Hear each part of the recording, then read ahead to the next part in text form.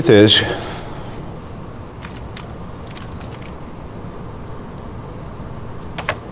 I am Iron Man. Rarement Hollywood a vu un acteur dont la vie est plus incroyable que les rôles qu'il incarne. C'est pourtant le cas de Robert Downey Jr., qui a déjà vécu plusieurs carrières, plusieurs chutes et plusieurs rédemptions. Si bien qu'il incarne mieux que personne le phénix d'Hollywood. Retour sur sa riche carrière dans Walk of Fame.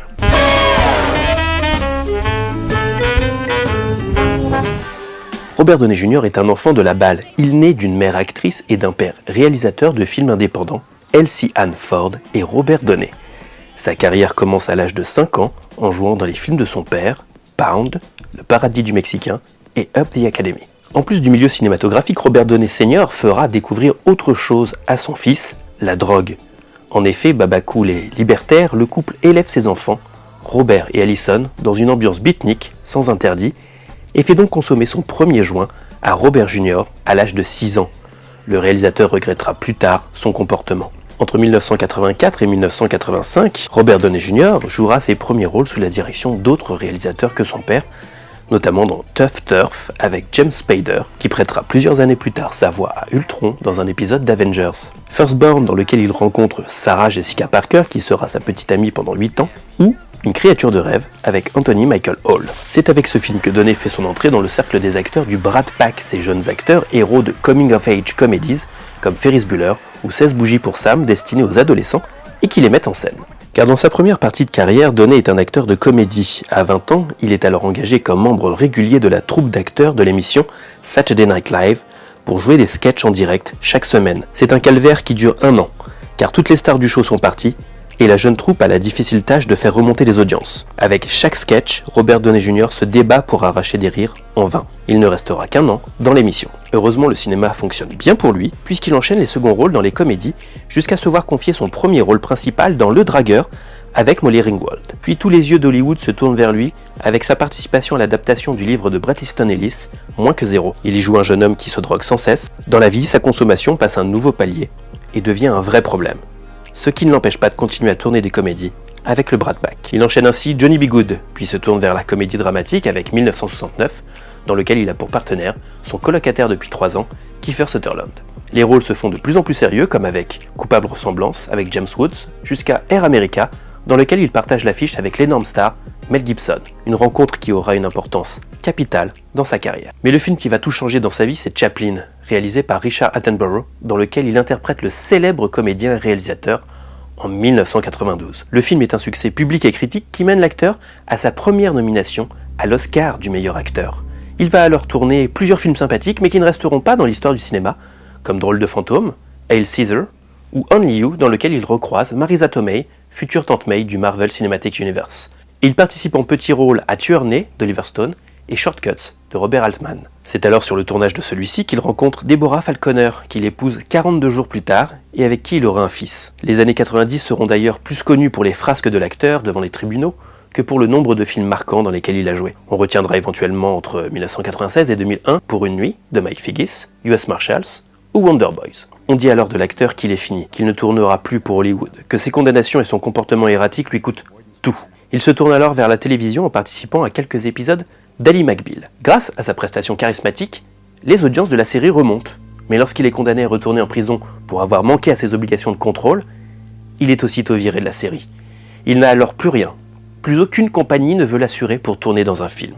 Il joue alors dans le clip d'Elton John, I Want Love, un plan séquence comme une forme de plaidoyer de l'acteur, émouvant de justesse pendant les 3 minutes du clip. Mel Gibson, son partenaire de Air America, lui tend la main et lui offre le rôle de The Singing Detective, en payant lui-même l'assurance pour qu'il puisse tourner. Cette deuxième chance, Robert Downey Jr. ne la laissera pas passer. Il est bluffant et décroche ainsi le droit de participer à d'autres films, comme Gothica de Matthew Kassovitz avec Halle Berry, mais surtout avec Kiss Kiss Bang Bang, réalisé par Shane Black, l'auteur de L'Arme Fatale, en compagnie de Val Kilmer. Ce film braque de nouveau les projecteurs sur l'acteur, et celui-ci saura s'en souvenir lorsqu'Iron Man 3 aura besoin d'un réalisateur. Robert Downey Jr. participe également au superbe film en noir et blanc de George Clooney, Good Night and Good Luck, à Il était une fois dans le Queens, ou à l'animé de Richard Linklater, A Scanner Darkly, avant de finir de convaincre de nouveau tout Hollywood avec sa prestation dans Zodiac de David Fincher. Nous sommes alors En 2007, Robert Downey Jr. est un homme changé. Il a rencontré sa femme Suzanne sur le tournage de Gothica. Celle-ci lui a demandé d'arrêter toute consommation de drogue. Il a également changé son régime alimentaire et s'est mis à la pratique du Wing Chun, un art martial popularisé par Bruce Lee, qui changera totalement son état d'esprit et sa manière de voir le monde. Il devient plus serein, et il est ainsi dans la meilleure forme de sa vie lorsque Jon Favreau le propose au studio Marvel pour endosser le rôle de Tony Stark, Iron Man. Downey, pour convaincre les investisseurs, accepte même de passer une audition, ce qu'il n'a plus fait depuis 15 ans, de son propre aveu. Après tout, l'enjeu est énorme, le studio sait que le film doit marcher pour pouvoir construire l'univers qu'il envisage et gagner de l'argent pour pouvoir lancer les productions de potentiels Captain America ou Thor. C'est un pari gagnant et le succès du film doit autant à la vision des producteurs qu'à la performance de l'acteur qui, comme son personnage, avait tout pour lui avant de tout perdre, se retrouver enfermé et connaître une renaissance inimaginable pour ensuite briller par son charisme indéniable. Avant de tourner un deuxième épisode de L'Homme en fer, RDJ va enchaîner des films marquants. Tonnerre sous les tropiques, dans lequel il joue une caricature de lui-même, le drame Le Soliste, ou encore l'adaptation des aventures de Sherlock Holmes sous la direction de Guy Ritchie, le réalisateur de Snatch. À partir de là, plus rien ne viendra déranger la sérénité de l'acteur et cela se ressent dans sa filmo, qui enchaîne les succès. Date limite, avec Zach Galifianakis, lui permet de revenir à la comédie. Un deuxième Sherlock Holmes lui offre une deuxième franchise à succès sur laquelle se reposer en plus d'Iron Man. Les Avengers viennent parachever le projet de Marvel Studios d'associer tous ces héros. Robert Downey Jr. monte alors sa société de production et se lance dans le projet Le Juge, avec Robert Duvall. Un joli petit film qui trouve son public. Il en profite alors pour rendre l'appareil à tous ceux qui l'ont soutenu dans les périodes difficiles. And I couldn't get hired, so he cast me in the lead of a movie that was actually developed for him, and he kept a roof over my head, and he kept food on the table. Mel Gibson, lorsque celui-ci est mis au banc d'Hollywood pour ses propos. Jon Favreau, en permettant de boucler le financement de son film indépendant Chef, avec sa participation à l'écran. Et Shane Black, en lui proposant la réalisation d'Iron Man 3. En 10 ans, l'acteur aura endossé 10 fois le costume de Tony Stark et représente le meilleur symbole et lien du MCU. Il a gagné jusqu'à 60 millions de dollars par film en étant intéressé aux bénéfices. Belle victoire pour lui. L'ancien paria d'Hollywood est devenu l'acteur le mieux payé en 2016. Et si Avengers Endgame pourrait marquer la fin de sa participation régulière au MCU, l'avenir semble bien plus radieux pour lui maintenant, et le public devrait le suivre dans ses nouveaux projets comme le voyage de Dr. Dolittle, prévu en 2020 sur les écrans de cinéma. L'acteur a également des projets en production, investi personnellement dans une fondation pour le développement de contenu sur YouTube, mais peut également profiter de sa famille, avec ses 2 enfants nés en 2012 et 2014. Quoi qu'il arrive, Robert Downey Jr. est une étoile. Elle a brillé, s'est affadie et a repris de ses lumières. Robert Downey Jr. est le phénix d'Hollywood, et à ce titre, il mérite son étoile sur le Walk of Fame.